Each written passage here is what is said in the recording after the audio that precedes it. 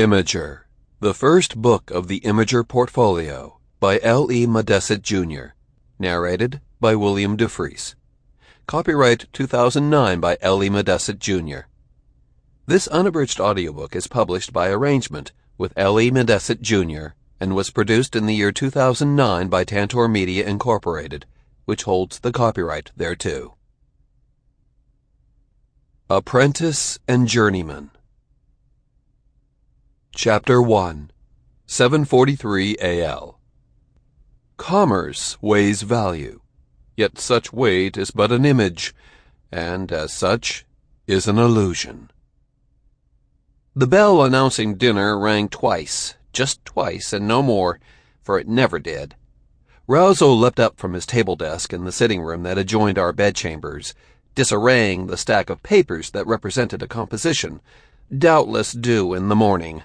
"I'm starved." "You're not. You're merely hungry," I pointed out, carefully placing a paperweight over the work on my table desk. "Starved means great physical deprivation and lack of nourishment. We don't suffer either." "I feel starved. Stop being such a pedant, Rhenn." The heels of his shoes clattered on the back stairs leading down to the pantry off the dining chamber.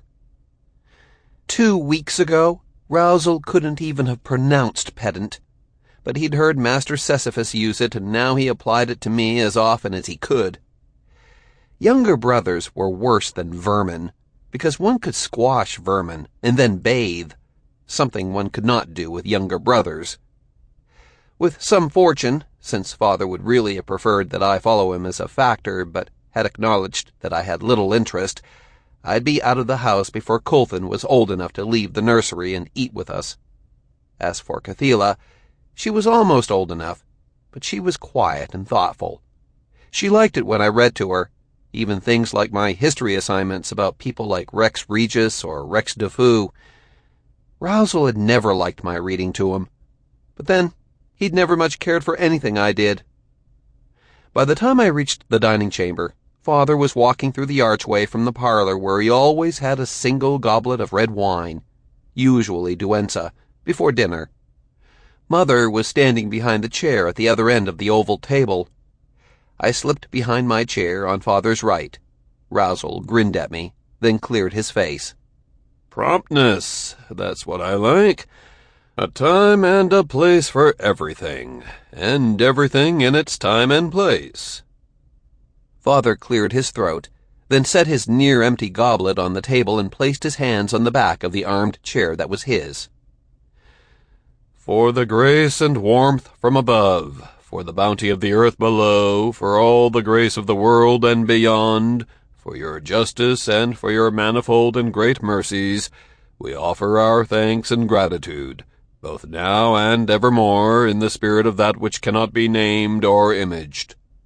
"In peace and harmony," we all chorused, although I had my doubts about the presence and viability of either, even in Lexcelsis, crown city and capital of Solidar. Father settled into his chair at the end of the table with a contented sigh and a glance at Mother. "Thank you, dear. Roast lamb, one of my favorites. And you had Riesla fix it just the way I prefer it." If Mother had told the cook to fix lamb any other way, we all would have been treated to a long lecture on the glories of crisped roast lamb and the inadequacies of other preparations. After pouring a heavier red wine into his goblet, and then into Mother's, Father placed the carafe before me.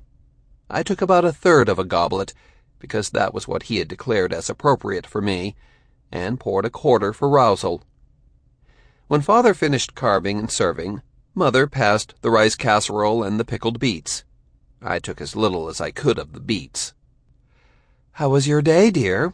asked Mother. "Oh, the same as any other, I suppose. The Flemish wool is softer than last year, and that means that Worris will complain.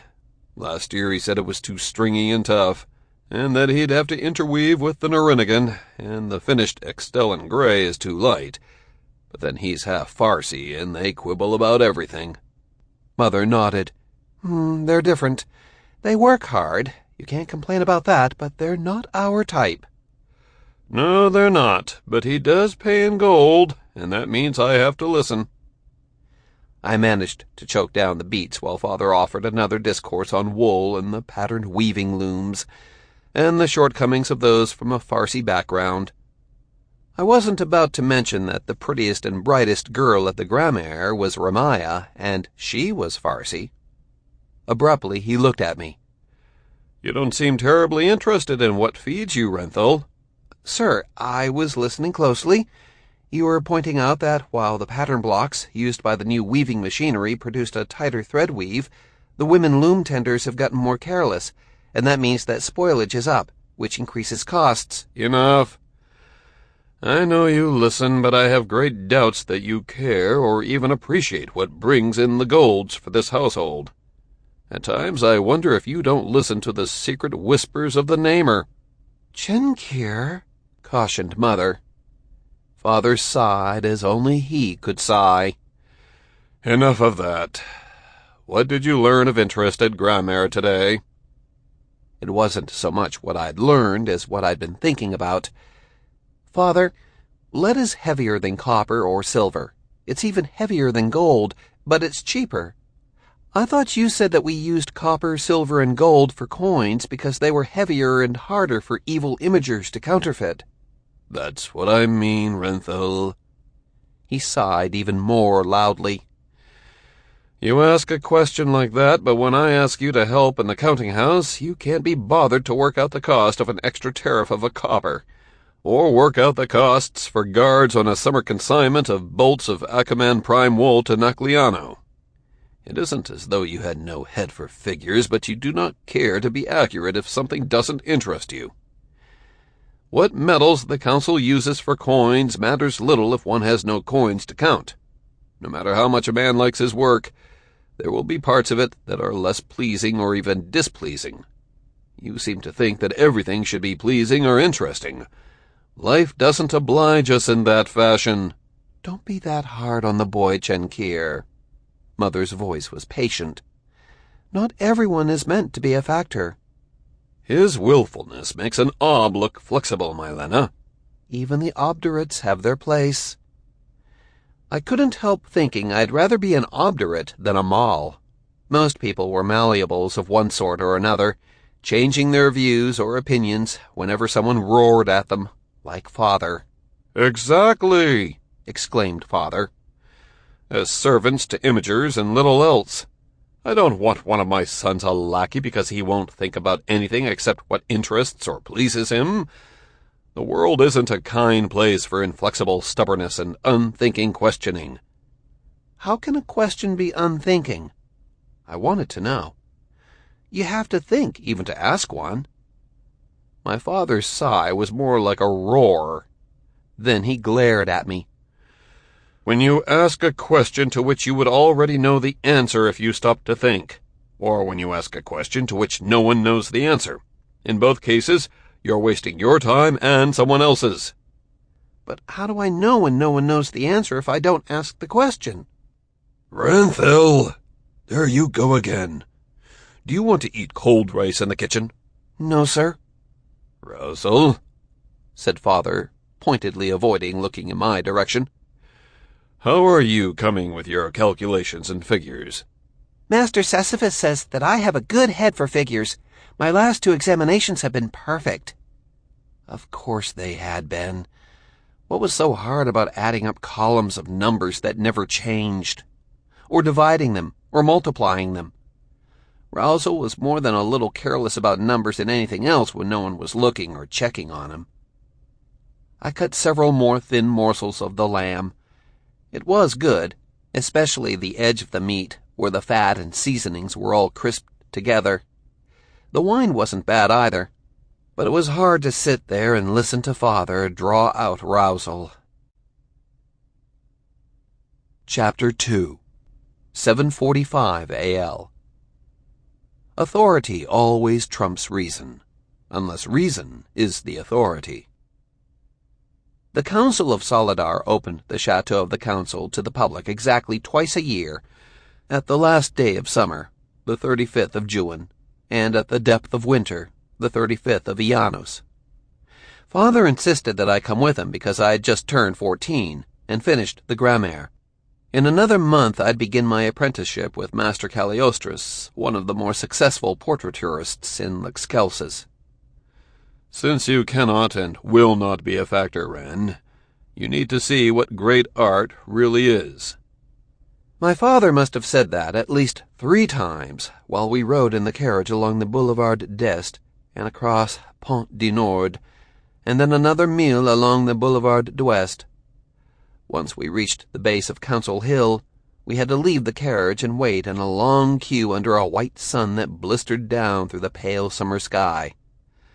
The gatehouse ahead of us was built of alabaster, as was the chateau above, but the surface of the stones of both had been strengthened by imagers centuries and centuries before, supposedly by those of Rex Regis after he had taken Lexcelsis from the Bavarians and made it the capital of the land he had unified and renamed Solidar. The walls shimmered white and inviolate, as pristine as the day they were laid, sort of like an eternal virgin, I thought, trying not to snigger at the thought. Rhenn, you are not to exhibit amusement at the misfortunes of others. Father's eyes darted toward a crafter, who was looking down at a spreading dark brown stain across his trousers. He still held the handle of the clay jug that he had swung up to drink. Fragments of pottery and a dark splotch on the wall suggested he'd been less than careful in lifting his jug. "Sir, I was thinking of a terrible joke that Jackwell told yesterday. Seeing the gatehouse reminded me of it." A likely story. The good-natured gruffness of his response suggested that he believed me, or at least that he knew I was not laughing at the poor crafter, a mason's apprentice or junior journeyman. I would have judged by the stone dust on his sleeves. A good glass passed before we reached the head of the queue, short of the burnished bronze gates and the gatehouse. The council guard there stood in the shadow of the tiny portico, but sweat had dampened the pale blue linen of his uniform tunic into a darker shade. "The next 10 of you," the guard announced. Father strode ahead. He always walked quickly, as if he might miss something if he weren't the first one. The paved walks were white granite, flanked by boxwood hedges and stone beds. "See those hedges, Rhenn? That's what a hedge should look like, not with twigs and leaves sticking out haphazardly." "Yes, sir." Rousel was supposed to have trimmed the little branches on our hedge after I cut the larger ones, but he had gone off to play. There'd been little point in saying so, because Father would have just said that it was my responsibility. But if I had dragged Rousel back, he would have complained, and then Father would have punished me for being too strict. After we walked up the wide, white stone steps, Father cleared his throat. "There are 3 arches, a main arch flanked by 2 smaller arches. All 3 lead into the grand foyer." I didn't say anything. We had studied the chateau in grammaire, and I knew that. Father took the center archway and hurried inside, out of the blazing sun. It wasn't that much cooler, but being out of the sun was a relief. I glanced up at the faux dome of the foyer. Father followed my eyes and gestured upward. "You see the stonework there?" "It looks well done." It wasn't stonework at all, but flat painting designed to trick the eye into believing it was stonework.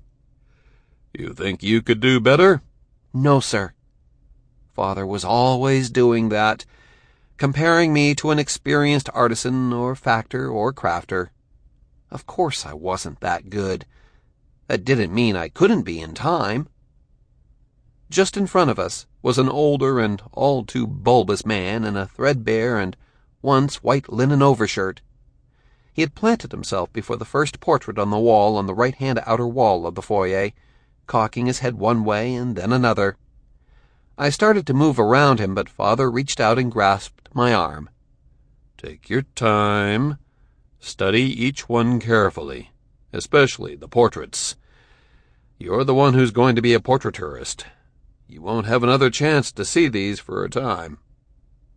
After the older man finally moved, Father pointed to the image of a trim, black-haired man with sweeping mustaches, in a black dress uniform with silver-banded cuffs. "That's a portrait of Seliandir. He was the one who led the council in the trade war against Canaan and Stakanar." I'd seen Factor Councillor Seliandir before, if only from the balcony when Father had hosted the cloth factor's fall reception, and he had never been that slender. His mustaches had drooped, as had his belly, and his thin hair had kept falling down over a low forehead. "Managed to keep matters from getting out of hand and made sure that the taxes to support the war were only temporary. His death last February was a great loss." I had heard the rumors that his death hadn't been from age, but from sweetmeats transformed into pitracine, after he had eaten them, by an imager whose niece he had procured for his son. Celius had sworn it was true. The next artistic object was a bust, and again we had to wait for the gyrations of the bulbous fellow before Father led me forward. "Charon. He was the last Rex of Solidar, and the one who founded the first council." I knew all too well those details of history, but all I could do was listen. We made half a circuit of the foyer, and reached the point where it opened, through 3 arches that mirrored those of the outer entry, onto the landing at the base of the grand alabaster staircase leading up to the council chambers. Father marched right up to where the guards were posted. On the pedestals that formed the base of the rose marble balustrade of each side were a pair of sculpted statues, a winged man and a winged woman. "Angelius. They're the work of the great Pierrel the Younger, that is. What do you think of them?" Father turned to me. "The workmanship is excellent, sir." "They're great art, Rhenn," murmured my father. "Can't you see that?" "Father, the carving is outstanding, but they're ridiculous. Those tiny wings wouldn't lift a buzzard, let alone a child, and certainly not a man or woman." I didn't mention that each wing feather had been sculpted to a length of 9 digits, not quite the 10 of a full foot, and that wings that small would not have had individual feathers that large. Father began to get red in the face. "We will have a talk later, young man." "A sea-eagle has wings almost that broad, and the largest weigh but half a stone." "An Angelia is not an eagle," snapped my father. "No, sir, they're much larger, and they would need far larger wings to support themselves if they were truly to fly." "Rhenn, enough." I'd said too much. But Father's opinions on art were limited by his own shortcomings and lack of understanding. I managed to placate him with pleasant inanities and agreements for the rest of our visit, consoling myself that by the next time the chateau was open to the people of Lexcelsis, I would be apprenticed and studying under Master Cagliostros.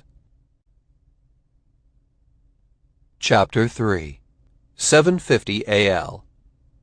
In art, and in life, what is not portrayed can be as vital as what is.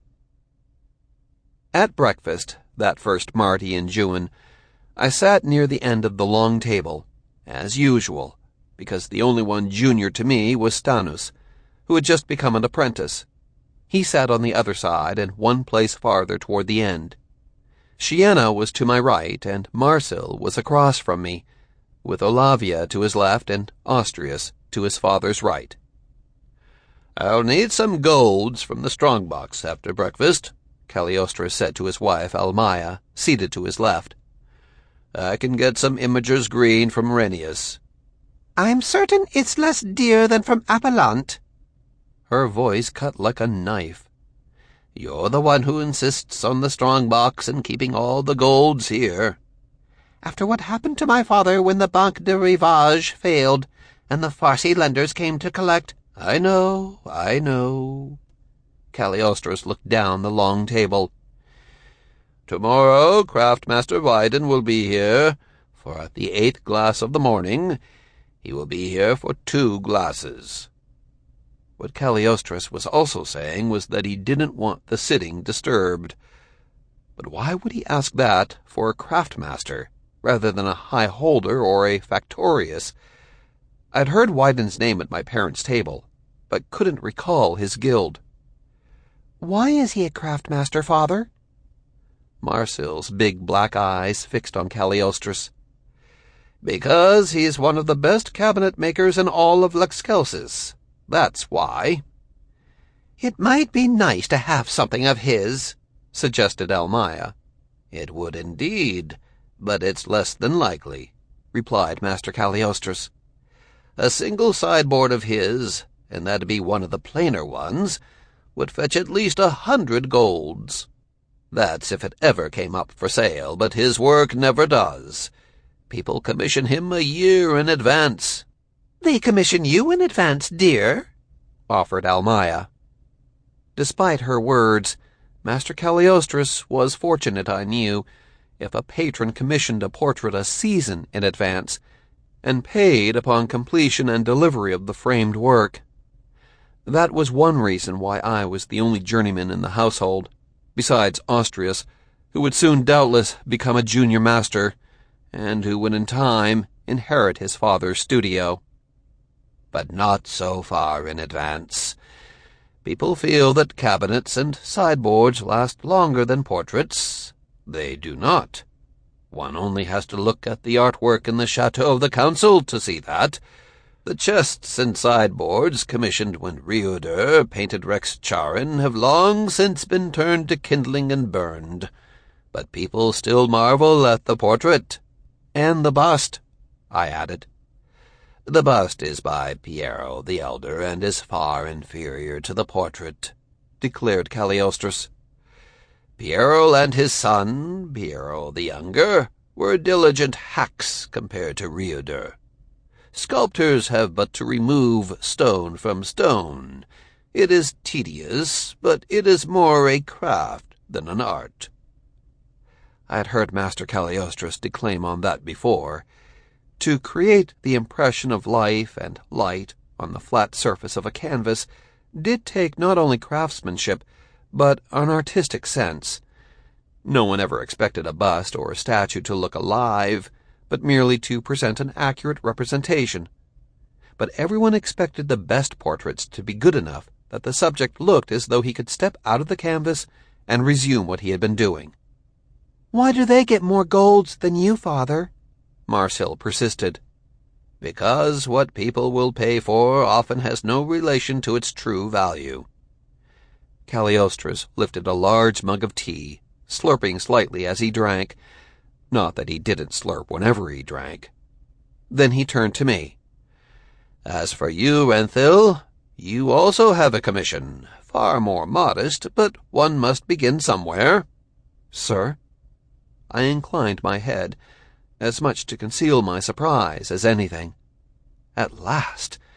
After all the studies, all the criticism from Master Cagliostris, and all the glasses spent grinding and stirring and watching simmering pots of oils and waxes and solvents and pigments, I would have a chance to show what I had learned and could do on a canvas for a real patron. I thought Austrius might also have been surprised, since most junior commissions went to him. Craftmaster Wyden's youngest daughter has never had a portrait. She's but 8, and I suggested you could do credible work. When will I start, sir? Tomorrow as well. Cagliostris smiled. You will have to work in her favorite doll and her cat. The doll certainly wouldn't be a problem, but for some reason few cats cared for me, and that could pose a problem. The cat? I suggested that the cat be added later, after you had designed the composition, but I wanted you to know that you would have to work in the creature. Yes, sir. I want several possible rough designs ready for me by the end of the day. She is a redhead, I'm told. That made everything worse. A redhead? Their color and complexion were difficult to capture on canvas without making them appear wan and pale.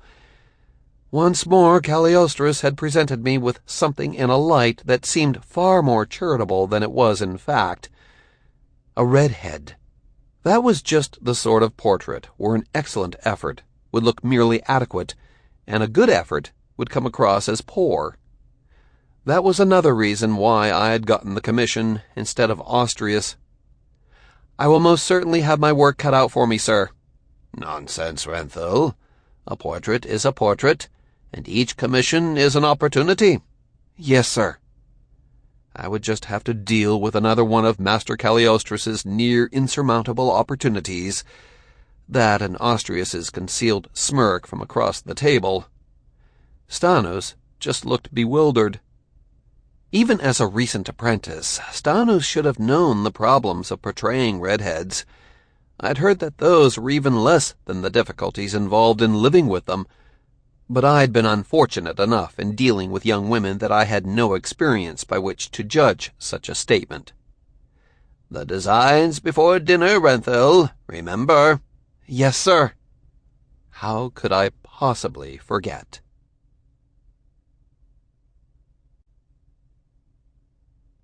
Chapter 4 750 AL. The most critical are not the successful, nor the complete failures, but those who might have achieved something of worth, save for small but crucial faults within themselves, for they can seldom bear the thought of how close they came to greatness. Mistress Aelana de Wyden twitched, then shifted her weight in the high-backed chair. After Aelana's first sitting, I had accompanied Aelana and her aunt back to their home, if a small chateau 3 times the size of my parents' dwelling and grounds could be termed home.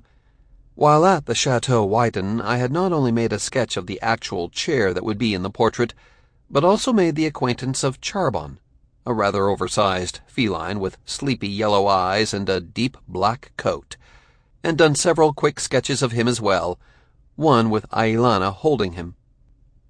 Aelana Wyden was anything but an ideal subject.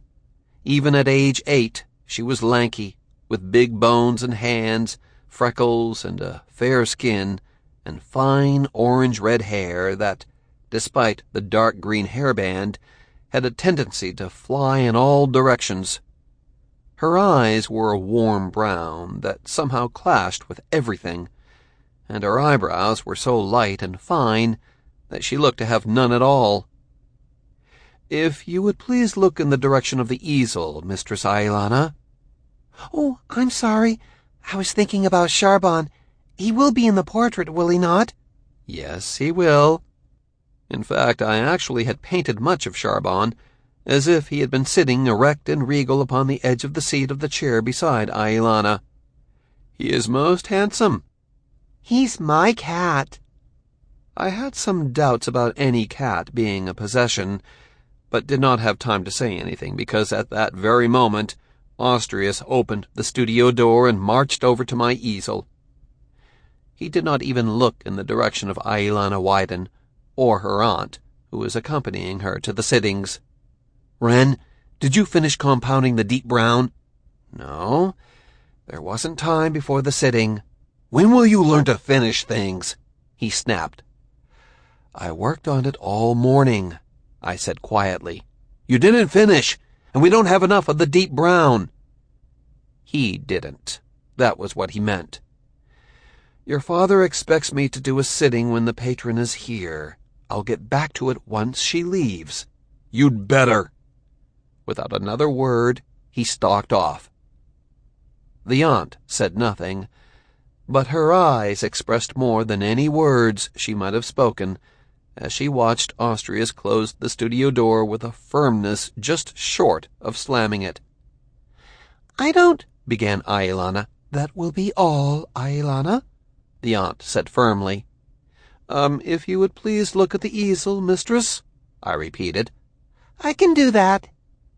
She could. She just couldn't keep doing it for long.